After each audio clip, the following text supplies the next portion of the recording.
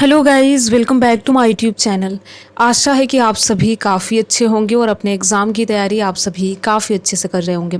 आज का ये वीडियो बहुत ही ज़्यादा इम्पॉर्टेंट है। अगर आप किसी भी प्रतियोगी एग्ज़ाम की तैयारी करते हो तो आप इस वीडियो को देख सकते हैं। आज के इस वीडियो में 11 सितंबर 2025 के दिन का जो भी इम्पॉर्टेंट करेंट अफेयर से जहाँ से एग्ज़ाम में प्रश्न पूछे जाने की संभावना है, उन प्रश्नों को आज के इस वीडियो में हम देखेंगे। तो आज का ये वीडियो बहुत ही ज़्यादा इम्पॉर्टेंट रहने वाला है। तो चलिए हम देख लेते हैं, वीडियो का फॉर्मेट देख लेते हैं, किन किन चीज़ों को लेकर हम बात करेंगे। तो सबसे पहले हम इम्पॉर्टेंट डे और थीम देखेंगे, नेशनल और इंटरनेशनल अफेयर से संबंधित खबरें देखेंगे और साथ ही साथ अगर आज के दिन का कोई इंपॉर्टेंट खेल जगत से प्रश्न है तो उसको भी देखेंगे। तो ये कंप्लीट वीडियो आपके लिए बहुत ही ज़्यादा इंपॉर्टेंट रहने वाला है। अगर आप किसी भी प्रतियोगी एग्जाम की तैयारी करते हो तो आप इस वीडियो को देख सकते हैं, ठीक है। तो पहला प्रश्न है, अगर आपको इसका आंसर पता हो तो ज़रूर बताएं। पहला प्रश्न है, विश्व बंधुत्व दिवस कब मनाया जाता है। इसमें आपको ये बताना है कि विश्व बंधुत्व दिवस कब मनाया जाता है। पहला ऑप्शन है यानी ए ऑप्शन है 11 सितंबर, बी है 12 सितंबर, सी है 13 सितंबर और डी है 14 सितंबर। तो आपको अगर पता हो कि विश्व बंधुत्व दिवस कब मनाया जाता है तो कमेंट बॉक्स में बता सकते हैं। देखिए, इसका पहला ऑप्शन सही है, यानी प्रत्येक 11 सितंबर को विश्व बंधुत्व दिवस के रूप में मनाया जाता है, ठीक है।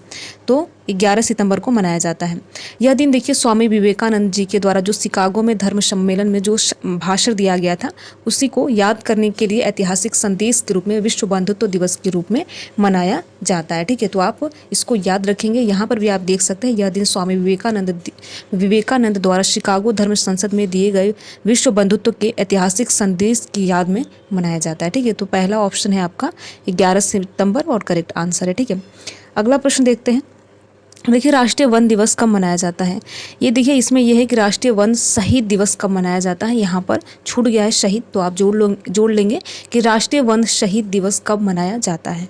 तो पहला ऑप्शन है 21 मार्च, बी है 11 सितंबर, सी है 8 जनवरी और डी है 1 दिसंबर, ठीक है। तो इसमें करेक्ट आंसर बताना है कि राष्ट्रीय वन शहीद दिवस कब मनाया जाता है। तो बी ऑप्शन सही है, यानी प्रत्येक वर्ष 11 सितंबर को राष्ट्रीय वन शहीद दिवस के रूप में मनाया जाता है। अब बात यह है कि ये क्यों मनाया जाता है। तो देखिए, पेड़ और वन जीवों की रक्षा करते हुए जो लोग शहीद हुए हैं, ठीक है, यानी कि जो वन कर्मी होते हैं जो शहीद हुए हैं, उनको श्रद्धांजलि देने के लिए 11 सितंबर को राष्ट्रीय वन शहीद दिवस के रूप में मनाया जाता है। तो आप याद रखेंगे, इसका बी ऑप्शन सही है, ठीक है। अगला प्रश्न देखते हैं। अगला प्रश्न है, पश्चिम बंगाल का कौन सा जिला पूर्वी भारत की पहली खगोलीय वेधशाला का घर है। इसमें आपको ये बताना है, यहाँ पर पश्चिम बंगाल के कुछ जिलों के नाम दिए गए हैं। इसमें आपको ये बताना है कि भारत की पहली खगोलीय वेधशाला कौन सा है, ठीक है। तो बहुत ज़्यादा इंपॉर्टेंट प्रश्न है। यहाँ पर भारत की पहली खगोलीय वेधशाला की चर्चा हो रही है, तो बहुत ज़्यादा इंपॉर्टेंट प्रश्न है, बिल्कुल आपको याद रखना है, ठीक है। तो यहाँ पर ये बताना है कि पश्चिम बंगाल का वह कौन सा जिला है, डिस्ट्रिक्ट है जो कि पहली खगोलीय वेधशाला है, ठीक है। तो पहला ऑप्शन है पुरुलिया, बी है जलपाईगुड़ी, सी है बीरबिम, ठीक है। और यहाँ पर डी ऑप्शन है बांकुआ। तो देखिए, इसमें आपका करेक्ट आंसर ए है, यानी पुरुलिया जो है, जो पश्चिम बंगाल का ज़िला है, ये भारत का पहली खगोलीय वेधशाला का घर है। तो इसका ए ऑप्शन सही है, ठीक है। आप याद रखेंगे, पुरुलिया इसका ए ऑप्शन सही है, ठीक है। तो पूर्वी भारत की पहली खगोलीय वेधशाला घर पश्चिम बंगाल का पुरुलिया है, जिला है, या वेधशाला पुरुलिया जिले के। यहाँ पर आप नाम भी याद रखेंगे, गढ़पंचकोट पहाड़ियों में स्थित पंचकेत हिल पर स्थापित की गई है, ठीक है। तो आप ये जगह याद रखेंगे। कभी कभी एग्जाम में ऐसे प्रश्न पूछ लिए जाते हैं, जगह के बारे में डायरेक्ट पूछ लिया जाता है, तो आप याद रखेंगे पुरुलिया, जो कि पूर्वी भारत की पहली खगोलीय वेधशाला है, ठीक है। अगला प्रश्न है, हालडा उत्सव किस राज्य में मनाया जाता है।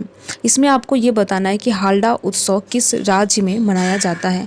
पहला ऑप्शन है मध्य प्रदेश, बी है असम, सी है गुजरात और डी ऑप्शन है हिमाचल प्रदेश, ठीक है। तो हालडा उत्सव को लेकर आपको बताना है किस राज्य में मनाया जाता है। तो डी ऑप्शन सही है, यानी हिमाचल प्रदेश में हालडा नामक उत्सव को सेलिब्रेट किया जाता है, मनाया जाता है, ठीक है। तो आप याद रखेंगे। और यह एक प्रमुख सांस्कृतिक उत्सव है जो कि खासकर लाहौल स्पीति जिले में, जो कि हिमाचल प्रदेश का जिला है, जो नए साल के आगमन का प्रतीक है। यह त्यौहार देखिए हिंदू देवी काली का सम्मान करता है और समृद्धि व खुशहाली के आशीर्वाद के लिए मांगता है। यानी हालडा जो उत्सव है वो हिंदू देवी काली से संबंधित है। तो आप याद रखेंगे, इसका डी ऑप्शन सही है। अगला प्रश्न देखते हैं। समाचारों में देखा गया अरिट पट्टी गांव किस राज्य की पहली जैव विविधता धरोहर स्थल है?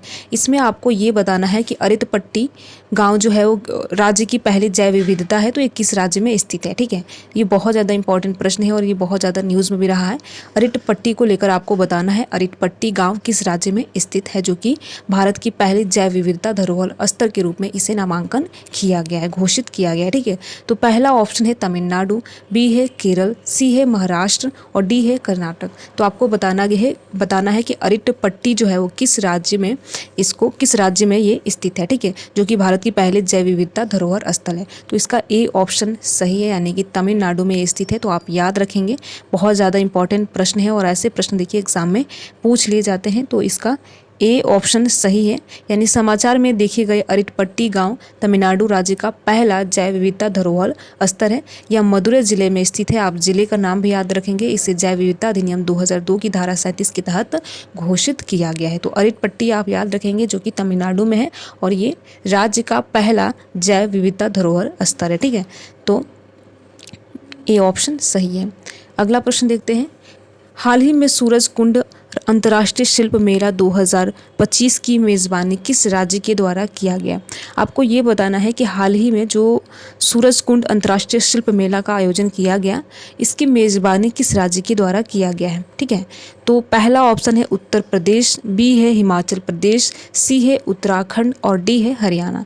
तो इसका डी ऑप्शन सही है, यानी कि हाल ही में जो सूरज कुंड अंतर्राष्ट्रीय शिल्प मेला का आयोजन हुआ है, ये भारत के हरियाणा राज्य के फरीदाबाद स्थित सूरज कुंड में प्रतिवर्ष आयोजित किया जाता है, यानी कि इसकी मेज़बानी जो है ये हरियाणा राज्य के द्वारा किया गया है। तो बहुत ज़्यादा इंपॉर्टेंट प्रश्न है, आप इसको याद रखेंगे। ठीक है, तो इसका 38वां संस्करण जो है वो आयोजित किया गया है। तो ये बहुत ज़्यादा इंपॉर्टेंट प्रश्न है और ऐसे प्रश्न एग्जाम में पूछ लिए जाते हैं। तो इसका डी ऑप्शन सही है। ठीक है, डी ऑप्शन। अगला प्रश्न देखते हैं। हाल ही में स्वच्छ और स्वस्थ समाज के लिए आध्यात्मिकता पर वैश्विक शिखर सम्मेलन का आयोजन कहाँ किया गया है? इसमें आपको ये बताना है कि स्वच्छ और स्वस्थ समाज के लिए आध्यात्मिकता पर वैश्विक शिखर सम्मेलन का आयोजन किस स्थान पर किया गया है? ठीक है, तो पहला ऑप्शन है वाराणसी उत्तर प्रदेश, बी है कोच्चि केरल और डी है माउंट आबू जो कि राजस्थान में स्थित है और सी है इंदौर मध्य प्रदेश। तो अगर आपको इसका आंसर पता हो तो कमेंट बॉक्स में ज़रूर बताएं। तो इसका सी ऑप्शन सही है, यानी माउंट आबू जो कि राजस्थान में स्थित है, यहाँ पर स्वच्छ और स्वस्थ समाज के लिए आध्यात्मिकता पर वैश्विक शिखर सम्मेलन का आयोजन किया गया, जो कि हमारे राष्ट्रपति द्रौपदी मुर्मू ने यहाँ पर यानी कि माउंट आबू में स्वच्छ और स्वस्थ समाज के लिए आध्यात्मिकता विषय पर आयोजित वैश्विक शिखर सम्मेलन में भाग लिया है। ठीक है, तो बहुत ज़्यादा इंपॉर्टेंट प्रश्न है।